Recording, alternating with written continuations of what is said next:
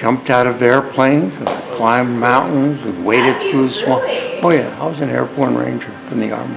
Well, once the parachute opened, it was great.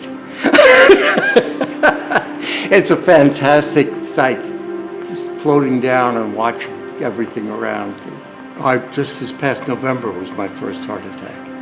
I was sitting on my sofa in my den reading a book with my wife sitting next to me, and all of a sudden my chest started getting tight, and then I broke into a sweat while she was going to get me an aspirin.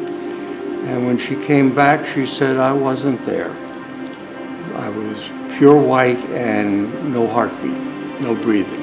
Then EMTs bundled me off into the ambulance, and I looked up at them. I'd been talking to the two of them, and I said, well, I'm going now.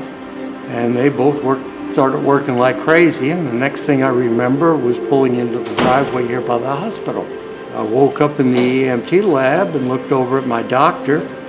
He says, I got everything I needed from the ambulance, so I'm ready to go. And the next thing I remember is waking up in ICU.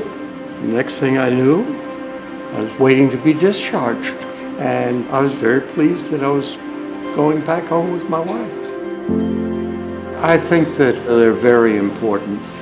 The reason why I was out of the hospital within 24 hours was the fact that everything went perfectly in this hospital. And you've got to spend money to keep that, get a better edge even.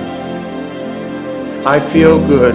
I just finished a 2-week trip to Myrtle Beach and drove most of the way. I'm having a little trouble with the legs, some medicine reactions that I had, but they're getting better too.